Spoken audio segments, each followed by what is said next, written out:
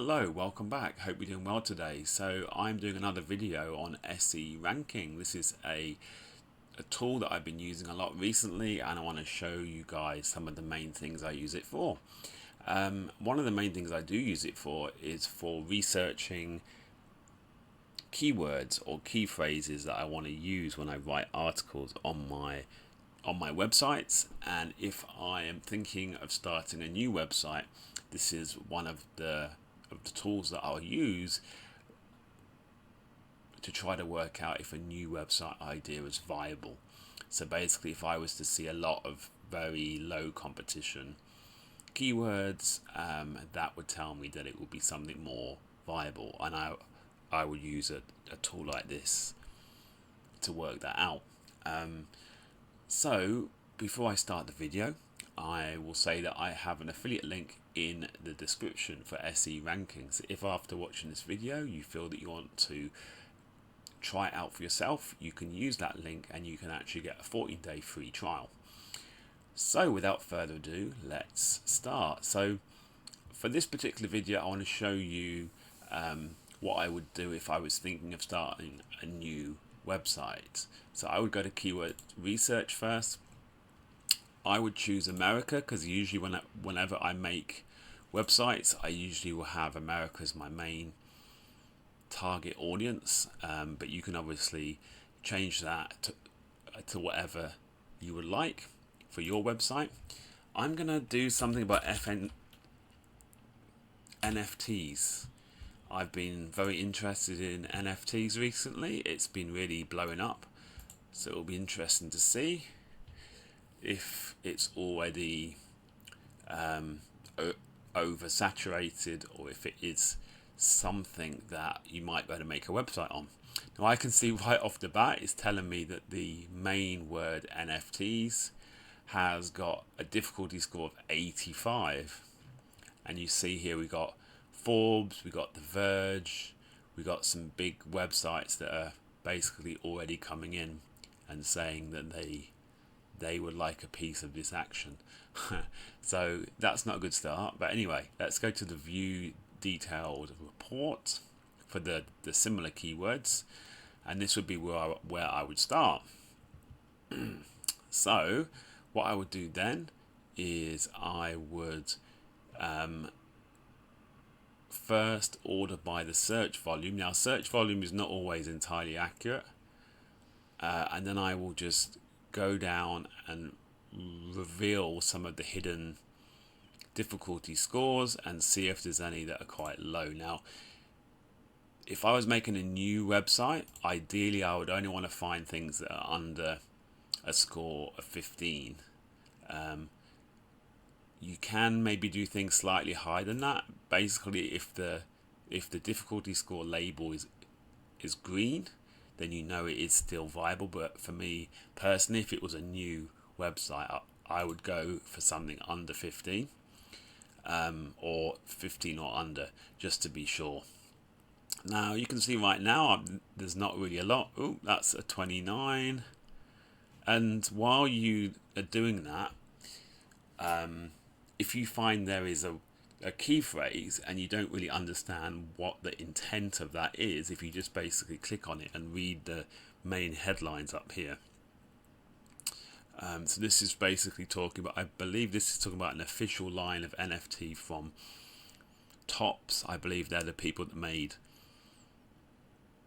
Top Trumps, or one of those other really popular collectibles. And if you want to read these, you can obviously click on this square with an arrow on it, and it will basically automatically take you out to show you that result. So this is how you'd be able to get the intent of the keyword, right? So yeah, so that one is the first one that's relatively low, but it's still a little bit higher than I would like. What does NFT mean? I have a feeling that's going to be high. But yeah, you can basically go down. Be aware though that anytime that you are revealing a keyword, I believe that will be something that there will be a limit for on your account. so just be aware of that. But most of the main keyword tools out there are usually like this, right? There will be some keywords that people have not really checked for a long time, and when that's the case, you have the option of asking the system to check that keyword. Okay, NFT stocks.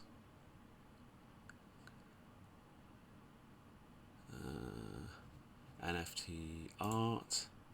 This one, Cool Cats NFT, is saying a score of 1. I thought that was one of the really big ones. Cool Cats NFT. Is it really 1? Well, it's saying 1. So I would also say there is another process. I have another video on my website that talks about a manual process that I go through for working out the competition for an article before I write it. I would have a look at that again, because I would only use this as my initial idea, and then before I actually go and write an article, I would then manually check it again and see in the top 10, realistically, am I going to be able to get in there? Because these keyword research tools are never going to be perfect, and this is a prime example of that. It says it's a difficulty of 1, but I'm not entirely sure with all these. I mean, I'm fairly familiar with NFTs, and a lot of these things here are quite large in the space. Whether they have a high DR, that would have to be something I'd have to research later. So don't always take what the tool says as gospel, basically. Pokemon NFT art website. So it's kind of crazy actually that these haven't been around very long, and already this is feeling like something I wouldn't want to get involved in. You would have to really find a niche, I think, for this to be viable, because most of the stuff is pretty high in the difficulty score, right? Okay, there's something here a little bit lower. NFT punks, even crypto punks. That's like one of the crazy ones that's worth loads of money now. But this video is not to get into a debate about NFTs in particular. It's just to show an example of how you might use this tool. NFT collectors. Okay. So we're getting down to 1,000 search volume. And again, I wouldn't really rely 100% on the search volume. It's not that accurate, but it's just, if you're going to go for keywords, I'd rather start with keywords that are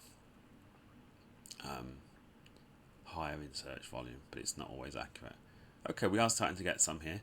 NFT hydroponic systems. Okay, I'm not sure. I'm not really sure what that is, so I'm going to have a look at the titles. Yeah, so this is not anything to do with NFTs. This is to do with gardening. So again, that's why I said earlier, you need to know the search intent. And it's important that you read here all of the titles in the top 10. And if you see it's something that's not at all accurate, if it's not in the area that you want to go into, then obviously ignore it. I'm looking at NFT cryptos, so that's not really something I would go for. Okay, NFT crypto price. Yeah. Okay, so basically I would go down all of these. I'm not going to basically go through all of them on the video, because that would take a long time, and someone's riding a motorbike outside or something. Sorry about that. But yeah, usually I would literally go through all of these, and then I would make my list, but I'm not going to do all of that right now. After I have gone through the similar, I would then move on to related, because you would probably find ones that you haven't before on here. for the related as well. Sometimes I also like to sort things by the difficulty score. That's another way of doing it, so that you can see things that are very low. So apparently this NFT rarity ranking is very low. I would actually be interested to look at the domain authority. Oh no, I pressed the wrong button, sorry about that. I would be very interested to look at the domain authority of that NFT rarity. So I'm looking at my Moz bar, which is not showing anything for some reason. Let's click on it. There we go. All right, so the Moz bar says that this has a domain authority of 5, so maybe this is more accurate than I thought. I was kind of umming and ahhing because I'm obviously in this area, and there are certain websites I've heard of a lot, and I just assumed they had incredibly high domain authority. Actually, this one is very high, 95 rarity tools. So yeah. Anyway, like I was saying earlier, this is why I would also do a manual check. This is the first part of the process, basically. Okay, so again, I would go through all of these. Any ones that I like the look of, I would basically paste those into my spreadsheet. This is another example of one that says it's got a difficulty score of 4, but yet we've got Yahoo, Nasdaq here, Full.com. So, and also one of the other things is that you need to look at the intent. So if the search term here is saying about the NFT stocks to buy, if you see that a lot of the titles here are not on point, then that would tell you that, that even if there's a big website in there, that you might be able to rank ahead of them. But in this case, I don't think that's really the case. It says here 10 best NFT stocks to buy now. That is very on point. Good stocks to buy right now, 3 NFT stocks in focus. So yeah, I suppose that is also because it is saying about NFT. Best NFT related stocks. Yeah, so these all seem to be pretty on point. So again, I would say that a difficulty score of 4 there is not entirely accurate. So yeah, like I said, I would also look at that manually as well. How to make money selling NFTs. Yeah, so there's a lot of very good ideas here. So yeah, my kind of initial feeling here is that I personally wouldn't really be going for this topic unless you can find your own like specific area of NFTs, right? And if it was large enough for you to make a website about. So for example, I might hone into NFT gaming rather than the broad NFT. Go to similar, and then you've got things like iOS NFT games, 9 best NFT. Yeah, but I still see quite a lot of what I would consider quite large websites here. So yeah, I'm kind of feeling like this would not be an area that I would go into personally. Yeah, and look, it's already going into high difficulty. And if we look at the related, is there a lot of stuff there? How to make money. This is more general, isn't it? How to make money on NFT. This is the kind of stuff we were seeing earlier. Best NFT crypto projects. Games you can earn crypto. Okay, that's kind of similar. But again, I'm seeing things like Tech Times, which I'm assuming is quite a big website. Domain authority, if it will load for me, it's 84 on the Moz bar. So yeah, after that like initial search, this would be something that I would not want to go into. There's already a lot of big websites that are in here, so yeah, I would definitely have to think of another area or a very specific area of NFTs. I would say that it's actually got really popular really quickly, and a lot of big players that have already caught on to that, so you're already too late, frankly. But yeah, but that's the whole reason that I use these kind of tools. It's a great way for you to get ideas of things that you could write about on a website, and you can see very easily. I mean, I've basically done this in a quarter of an hour, worked out if something that I might want to write a website on is actually viable or not. And in this case, it clearly isn't. So there you go. Okay, so hopefully this video helped you guys and shows you some of the process I might go through before I start a new website. I would highly recommend that you do the same. There is nothing worse than starting a whole website, getting really far in it, and then finding out that you have chosen a topic that is very, very over saturated with loads of really big players, and then it's going to be very hard for you to make a successful website, in my opinion. Anyway, thanks for watching this video, and as always, I will see you in the next one.